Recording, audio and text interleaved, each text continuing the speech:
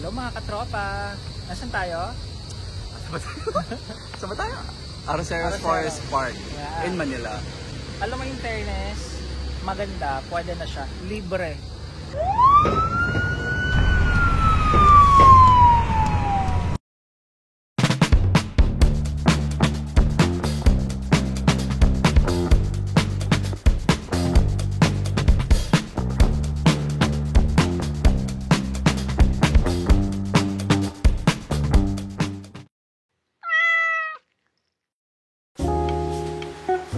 Hello mga katropa! Tara at samahan nyo kaming gumala sa Arroceros Forest Park sa Manila. Dahil nabalitaan naming libre, hindi tayo papahuling subukang puntahan to. Very accessible din ang Arroceros Forest Park kasi katabi lang niya ang LRT Central Station, Quezon Bridge at Metropolitan Theater.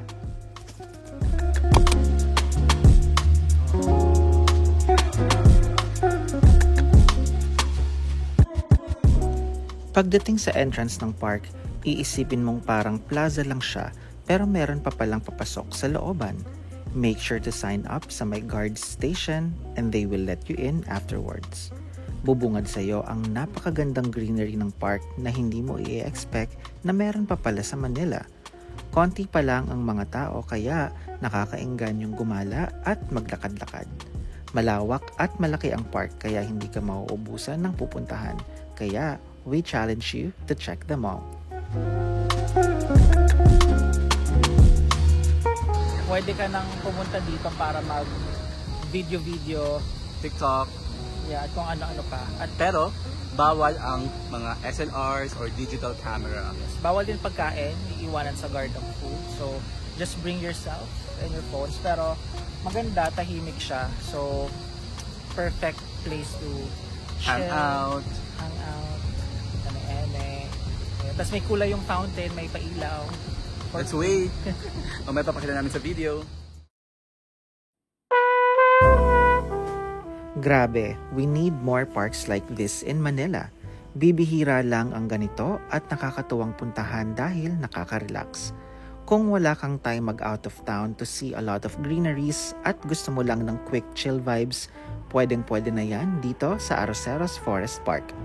Maliban din sa nagagandahang mga puno at mga halaman, may iba-iba ding sceneries at destinations sa loob ng park. Isa sa pinuntahan namin ang overlooking spot sa Pasig River and Quezon Bridge. Nakaka-amaze dahil nakikita lang namin to sa commute dati. Ngayon, we get to chill and watch the beauty of Manila at the same time. Very reaching pero lakas makaibang bansa ng vibes dito.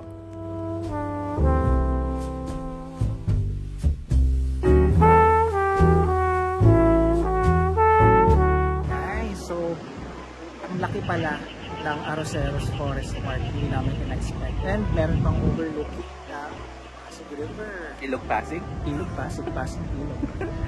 According to Anchor. Ako ang alam ko, parang ano lang siya, akala ko parang plaza lang siya. Hindi ko naman in-expect na may papasukin ka talaga na forest park na talaga siya. Ganda. So, kung plano nyong pumunta ng Manila, tapos parang quiet place na wala pang masyadong tao, dito na yan, Arroceros Forest Park. May malapit na coffee shop. May coffee shop. Katabi lang yung SM Manila. Diba? So, Tsaka yun, maaliwalas, mahangin, masarap ang hangin, fresh na fresh. Yeah. Actually, kahit mo humaganap ng silo kasi umaambon na. Umaambon na, Carlo. Oo. Pwede ko ba, mag-360 tayo ulit? 360. Ano yan? Para sa libre, para tayong nasa ibang bansa. Para kami nasa London. Madulas yung no? Madulas yung floor, may lumot. Mossy. Mossy, yun yung kapag palautos ka, ang mossy mo naman.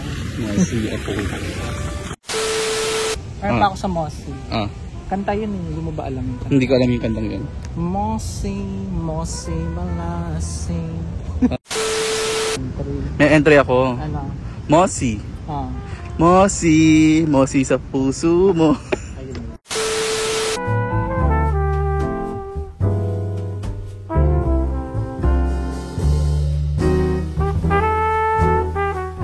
May pa-history.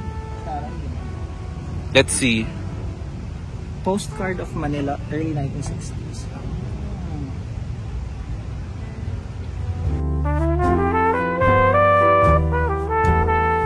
Overlooking the beautiful Arcelas Forest. Tara mga katropa.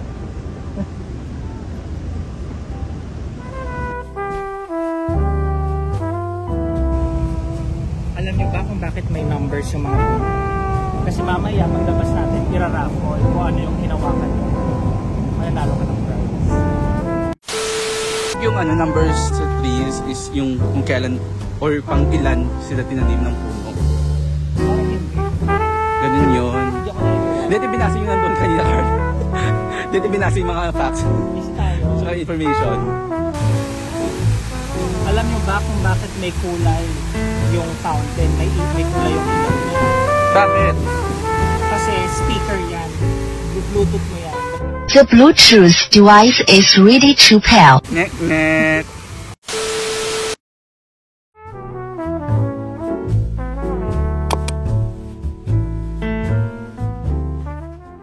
At after ng mahabang lakaran, chill naman sa coffee place just beside LRT Central Station and Universidad de Manila, ang Kapitolyo. Napakalaki na ng pinagbago dito sa paligid ng kartilya ng Katipunan sa Manila. Buhay na siya at talagang well-developed, hoping for more improvement sa Manila para mas madami pa tayong mapaggagalaan. #ang bagong Maynila.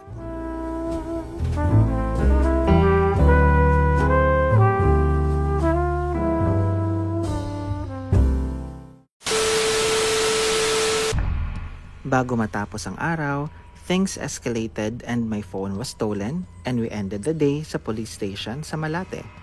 Lesson learned for the both of us and we are so thankful sa mga officers na tumulong sa amin in filing a report. Thankfully, we were safe. Kaya stay safe rin mga katropa anywhere you go.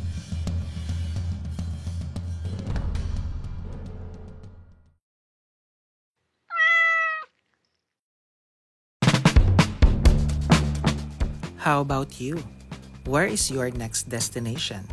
Share them in the comments section. Don't forget to like and subscribe. Also, follow us on Instagram and TikTok.